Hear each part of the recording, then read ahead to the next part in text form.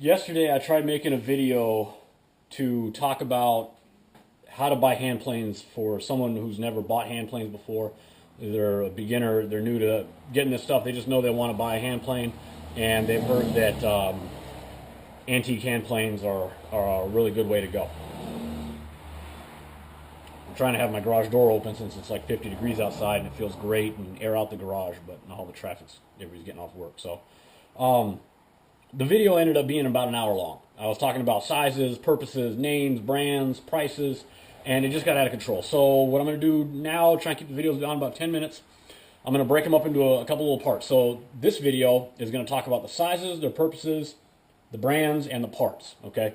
So the sizes, let's start with sizes. Different companies have different methods for naming the sizes of their planes. Stanleys are usually obviously the most common, so their naming system is kind of what everybody uses casually to refer to the size of a plane. Stanley, you're going to get a 1, 2, 3, 4, 5, 6, 7, 8, and then after that it starts getting into other styles of planes. These videos are just going to be talking about what's called the Bailey style of plane, the Bailey patent, which is the design Leonard Bailey came up with that Stanley bought into, capitalized on, and that's what made Stanley. And as a tribute to Leonard Bailey, the majority of your Stanley planes are going to have his name molded into the casting at some point on the plane, whether it's the front, in front of the knob, or behind the knob, depending on what years you're looking at. An example would be this number 3 over here, has it behind the knob. So the size. So Stanley number 1 is going to be the smallest one. Sargent, their numbering system is usually 3 digits. So like this would be a Stanley number 2. This is a Sargent 407. Ohio uses the Stanley numbering system, but they just put a 0 in front of it. So instead of this being a 4.5, it's a 0 4.5, or a 04, a 03, or 05. That's going to be the difference in their naming system. The sizes are going to be the same. You may see a Ward's Best. Those are the Montgomery Ward brand plane. Those are made by Stanley. They're going to use the same numbering system. Craftsman are made by everybody. Miller's Falls, Sargent, Stanley. Those ones don't have the size on the casting, but the overall size is going to be the same. Whether it's a smooth plane, a jack plane, something like that, they're going to be the same sizes. Their boxes will have their nomenclature on there, but it's not going to be on the plane itself. And Miller's Falls and Union are going to be other planes you're going to run into, and they're going to be essentially the same sizes. Okay, so those are the sizes. 2, 3, 4. 4.5 is just slightly longer. Well, they're all slightly longer than the other. Okay, so number 1 is going to be the smallest. They're going to be the most rare. If you find a number 1 from somebody who knows what they have, from eBay, an auction, an antique dealer, you're going to be looking at over $1,000 for it. They're just the most rare. There's a lot of myth behind them, whether it's a type of block plane, whether it was a salesman's model, whether it was a kid's model. Everybody's got their own belief and they're set in it. The second most rare that you're probably going to run across in a Bailey-style plane is the number 2, which is the next one up. This is a Sargent 407. Stanleys, again, if they know what they have, you're going to be looking at over $150, possibly up to $500. You can get a Sargent for a lot less money, but it's still going to cost you. It's considerably smaller than most of your planes. You can see it's smaller than the size of my hand, essentially. Very narrow iron. And 1, 2, 3, and 4 are what are considered smoothing planes. They're for putting the finishing touch on your work and removing stuff. Even if you use an electric plane, you still probably get a little bit of a rippled surface on there. And then these will come in and smooth that out. A lot of times eliminate the need for sandpaper. So that's what a smoothing plane is for. So these ones over here are smoothing planes. The 1 and the 2, which I already talked about. The 3, which is a little bit longer, slightly wider. Okay? It's another smoothing plane. It's just a smaller one. Some people like it. Some people like it more than a number 4. A number 4 is by far the most common plane you'll encounter, whether it's a Stanley or any other brand. This size, with its purpose, is the one you will find 20 to 1 over the rest of these. The iron, which is what they call the blade, is 2 inches wide. It's about 9 inches long and a couple quarters of an inch, depending on your brand. Then you have the 4.5, which is about 3/4 of an inch longer and slightly wider. The iron is going to be similar to that of your larger planes over here, a little bit wider. And that's, that one's stripped. That's going to be the end of your smoothing planes. The next size up are what are called jack planes, and there's one common one not as common one, and one more rare one that you're going to run into. Stanley refers to it as a number 5. Ohio refers to it as a 0.5. And it's a 14-inch long plane, the same size, same width iron as the number 4 here. And this is, terminology-wise, we call this a jack plane. And it does a couple different things. You can trim up some rough wood with it. Say you got rough cut wood from the hardwood store because it costs less than finished wood. You can take off that roughness with this. You can also adjust the way your iron is set up, and you can do smoothing work with this too. So this is a very common plane for somebody who doesn't have a lot of hand tools, doesn't have a lot of room for hand tools, or is just beginning. This is a common one to start with because you can do rough work and smoothing work with the same plane. It's multifunction. It helps you smooth longer boards that are warped or cupped better than the smaller one, because the smaller one can ride that cup or that curvature, whereas this one will float across it, and then the iron will just contact that high spot and get to the point a little bit better. Slightly less common and usually a little bit more expensive is going to be what they call a 5.5. It's about 1 inch, about 3/4 of an inch longer, and it is slightly wider. Okay, laying them on the side, you can see, you can actually see the iron showing through there. So it's about a 1/2 inch wider on the iron as well. And that's a 5.5. Disclosure on how much I paid for these. Okay, now I'm in upstate New York, where pretty much everything in the United States started, and then they realized the weather was bad, like really bad here, and it's way better everywhere else in the country, and they all moved away. And most of them just left their tools behind through the last 200 years. So these are a dime a dozen here, so it's a lot cheaper for me than it is for people in, say, Utah or California. Just because one cost of living over there is probably a little bit more, but there's just not as many of these. And if people know what they have, they're going to charge you a little bit more. So this I bought off of eBay because they're very hard to find locally. So I only go to eBay when I can't get it locally. And I've looked and I've searched everything within 150-mile radius to me or more. I buy everything locally if I can because it's a lot cheaper. So this was $100 on eBay. This I bought locally. It was already fixed up. It was $20. This one was not fixed up. It was severely rusted. So rusted, the guy gave it to me for free because I didn't think anything would come of it. And now it's just gorgeous. And it worked great. This is a 4.5 Ohio. I bought this on eBay. I think I paid $30 for it.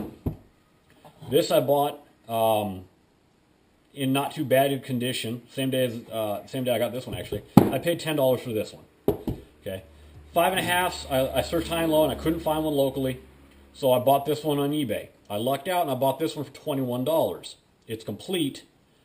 This iron works, but it's the iron from a later model, which is too wide for this one. So it's not perfect. All I got to do is buy a new iron, but that's easy. I paid $21 for this one. This is a number 6. This is probably the most expensive one I bought locally. A number 6 is what's called a 4-plane, F-O-R-E.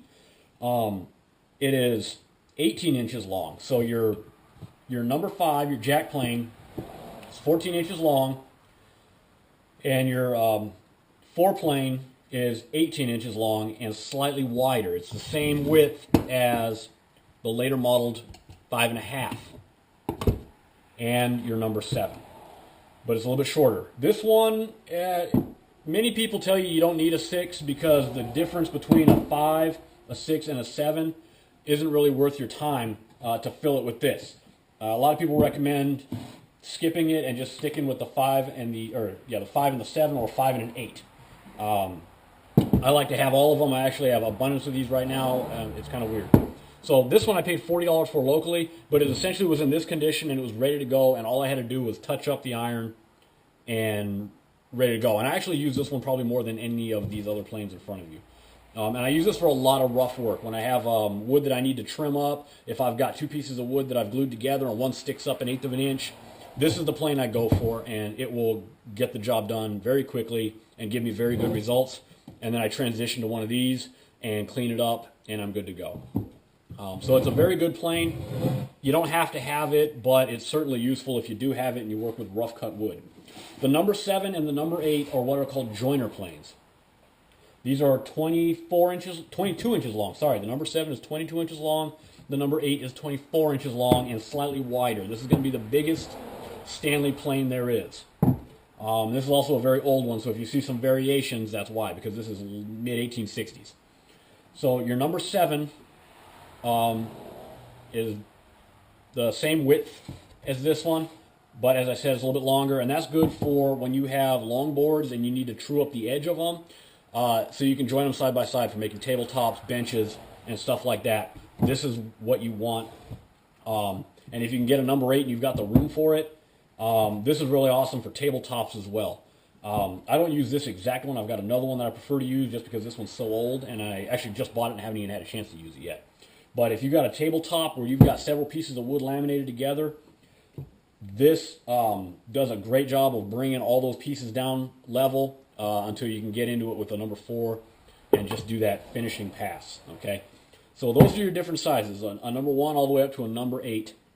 0.8s for Ohio, and then 407, 408, 409 on up for Sargent. And then Union and Miller's Falls are going to have their own similar nomenclatures as well. So next thing I want to talk about is brands. All right, and I'll do a different video on how you know what brand you're looking at. But for the most part, just remember 5. Okay, Stanley, Sargent, Miller's Falls, Union. I haven't seen any Unions in person, but they're out there and they're a good brand. And then Ohio. If you buy those, you're going to be good. Now, when I say Stanley, I do not mean Stanley Handyman. Okay, there's other lower lines that these brands here all made. Some are good and some are bad. Okay, Craftsman planes were all made by these guys to a high standard. I love Craftsman planes. A lot of people will tell you that they're not worth the time compared to a Stanley. I beg to differ. My Stanley smoothing plane is actually the first plane I go to. It was made by Sargent and it's phenomenal. And they're also made by Miller's Falls, and some of them were made by Stanley. I have a Ward's Best number 6. All the Ward's Bests that I know of are made by Stanley, and they're phenomenal. And you can pick them up for like $10 a piece even on eBay plus shipping and handling. So definitely worth it. I bought one of these Ward's Best number 6, $9.99 plus I think $15 shipping and handling on eBay. So if you can't afford a number 7 on eBay or locally, this will do everything a number 7 will do almost as well. And like I said, it was $9.99. That's it for the brand names here. I've got examples of other ones and what you want to avoid that I'll show you in the future. And then the last thing I want to show you in this one is the parts of a plane. I'm going to go get my screwdriver and I'll be right back. Okay, this is, like I said, this is the number 4 smoothing plane. This one's a Stanley.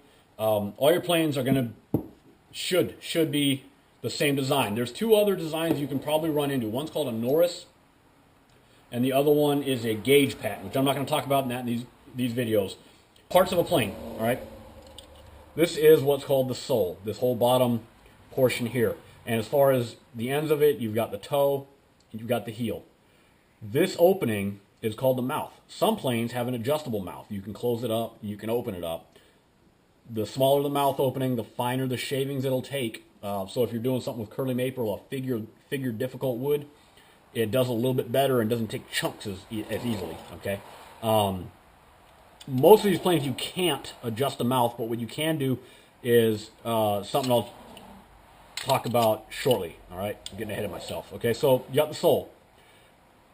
The knob up front is the knob. The handle in the back is not a handle; it's a tote.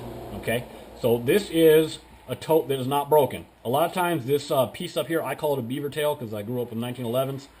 A lot of times that'll break off and it'll look like that or like that And then my number 8 down there, I don't know if it's in the shot or not, has it broken off as well. It'll still work. So don't run away from a plane where that's broken. But some people say they get blisters without it. You can see how it fits my hand differently. So knob, tote, easily replaceable. Okay. This brass wheel in here is your depth adjuster. In here, on certain Stanleys, like 1920-ish, 1918-ish, and later, you'll start having this frog adjustment screw on there, which I'll talk about. To the front of the plane, you've got what's called the lever cap. Why? Because it's a cap with a lever, okay? That slides on, keyhole. Later ones have a kidney shape for Stanley. Lock that down, and that's what holds it in, okay? It rides on that bolt there. If that bolt's missing, probably not worth your time, okay? Underneath that, what we have here is the iron and the chip breaker, all right? Yeah, it's a blade, but if you call it a blade, a plane snob will get upset with you and have some words. So they call it an iron. Some planes, it is called a cutter. Stanley flip-flops, okay? It's an iron. If you say iron, you'll sound like you know what you're talking about, and you get admitted to a secret society, I think. So you got the iron, you got the chip breaker. What you see on this is a lot of pitting. That's a whole other issue.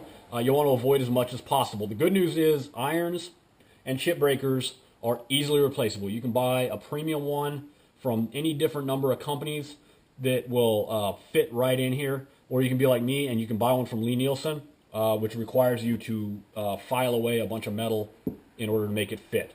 But it works and it's phenomenal, so it's an option. And then it's held together with a screw. Okay. This piece here is what's called the frog. I don't know why it's called a frog. There's articles on the internet that can tell you, but I can't. Stanley's designs evolved throughout the years. This is what the Type, I think, 10 or 11 looks like. Okay. Later on, it looks different. You'll have this is what's called the lateral adjustment lever, which helps the skew of the blade as you're shaving. And then you've got 2 screws in there. Loosen those up. Adjust that screw I mentioned earlier. You can slide that frog forward, and that's an alternative way of closing up that mouth because it's going to slide the iron closer up to that leading edge up there. Okay, so those are the parts you're going to look for in a plane. If those parts are missing, unless you're an expert and you've got an expert with you that can get you the parts if you don't, if you're not the expert, just walk away, okay? So those are your parts. So when you're looking for it, you're looking for a sole with no cracks, a mouth, knob, tote, depth adjuster, iron and chip breaker, both, not one or the other. And 9 out of 10 times, this will be in here backwards anyway. You'll have the chip breaker and the iron will be upside down against it. Almost every plane I get's that way. And then this lever cap, make sure it's not broken, okay? And then, and that's pretty much it for the parts of a plane. There's other styles of plane, which we're not going to be talking about now. So those are your parts. Your brands: Stanley, Sargent, Ohio, Union, Miller's Falls, and your sizes: 1, 2, 3, 4, 5, 6, 7, 8. Okay, 1, 2, 3, 4 and a half, 4 through 4.5 are your smoothers.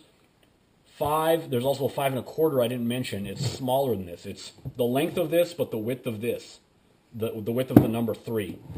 A little skinny banana one. A 5 1/4. 5 1/4. The 5 1/2 are your jack planes. The number 6 is your 4 plane, F-O-R-E, and then 7 and 8 are your joiners. All right. Hopefully that made sense to you. If you have any questions, please feel free to ask. And thanks for watching. Check us out on Facebook and all that stuff.